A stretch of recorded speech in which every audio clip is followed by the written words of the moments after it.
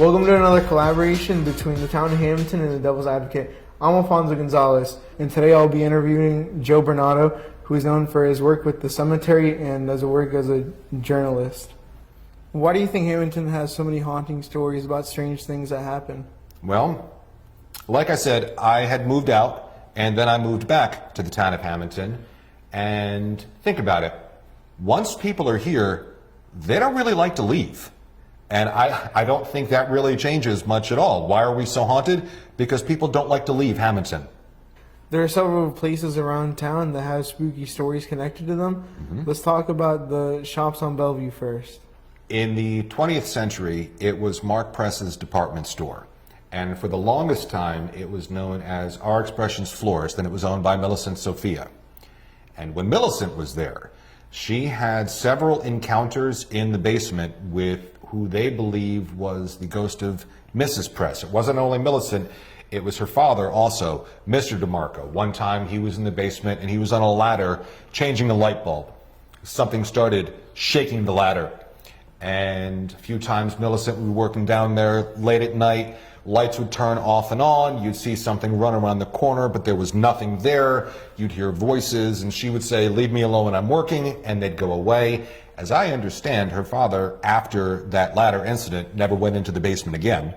I can't necessarily speak for the owners now. I don't know if they have had any experiences, but I had heard that at one point, when Mark Press's store took up several of the storefronts, there were several people who had experiences throughout the entire block. So what about the Grace Wings? What's the most eerie story that you know that's attached to it? If you talk to the owner, Jennifer Jones Rodriguez, I don't know that she would necessarily use the word creepy, but she would tell you that there have been things there over the years. Grace Wings was originally a house built by Joseph Imhoff in 1886.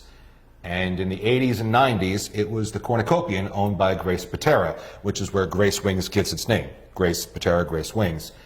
And Grace was convinced that Mr. Imhoff never left the house. There would be the smell of mums, there would be like the smell of a tobacco pipe, there would be footsteps and so forth. And Jennifer Jones Rodriguez worked there when Grace had the cornucopian, and Grace would always tell her, "Say hello to Mr. Imhoff when you enter, and say goodbye to Mr. Imhoff when you leave." So far as I know, Jennifer still does that. There is also a horse barn on the property that in the 1920s and 30s was the New Jersey State Police horse barn. And every now and again, even though there haven't been horses in there for decades, you can still smell horses and hear them neighing in the background. So let's talk about Stockton's Kramer Hall. What do you know about that? Well, it originally started as a shoe factory, if I'm not mistaken. C.F. Osgood opened it, and it was Hammonton's shoe factory for the longest time. It eventually transitioned into a clothing factory, and I believe it was a clothing factory when it closed, and it was vacant for several years before Stockton came along and turned it into Kramer Hall now. As I understand, as I have heard from several staff members, there are weird things happening on, I believe, the third floor.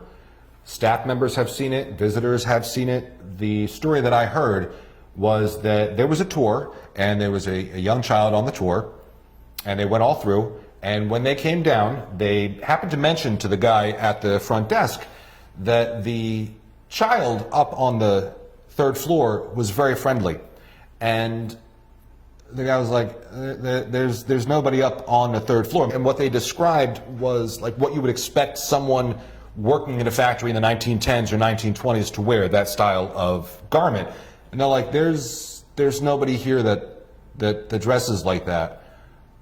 But they're not the only ones who have seen it. Footsteps periodically, every now and again, you see someone walking around a corner. Nothing malevolent, very friendly, they just pop up so that you know that they're still there.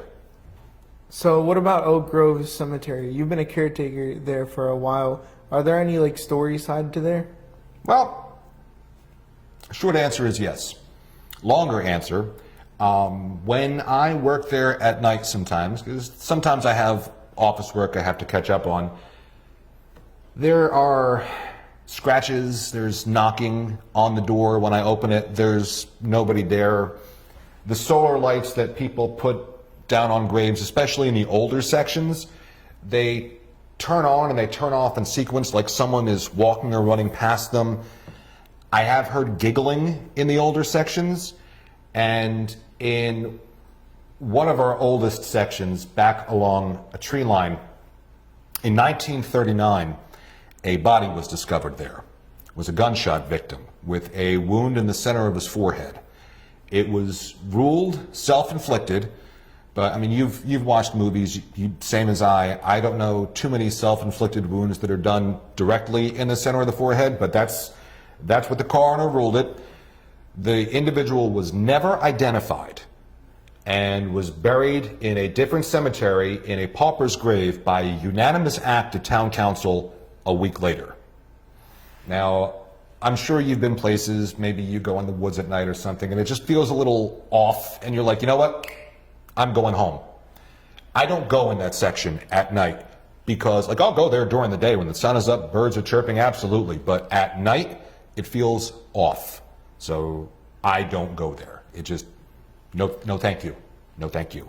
Every now and again, even if I'm working in the day, I'll walk past a certain section and my entire body will break out in chills and goosebumps. And I think that's probably one of the residents sending some type of message. I have no idea if it's a complaint or a compliment, but I'm not sticking around to find out. Like, okay, all right, message received. I will see you all tomorrow. Are there any other thoughts that you have about being a caretaker of a cemetery? Yes, actually. Despite what I just told you, cemeteries in general are not inherently spooky places. It's only been in the last 75, 80 years, I'd say, that people really started to get creeped out by them. Probably like it corresponding with when Night of the Living Dead came out in 1968, I think it was, because it opens in a cemetery and there's a zombie comes in a cemetery and everybody's like, cemetery is spooky. But there was a time when people would actually picnic in cemeteries. They would gather in cemeteries, have social events in cemeteries, because cemeteries are designed to be like gardens of remembrance. They're not designed to be these terrifying places that just remind you of the other side and so forth. So if I had any kind of thought about it, it's that I really wish that we could learn how to demystify and destigmatize cemeteries for that reason. They shouldn't be creepy, because we're all going to eventually end up in one of them someday, and I hope people don't find my stone to be creepy, you know? Yeah. So how does learning about these stories help people connect with Hammonton?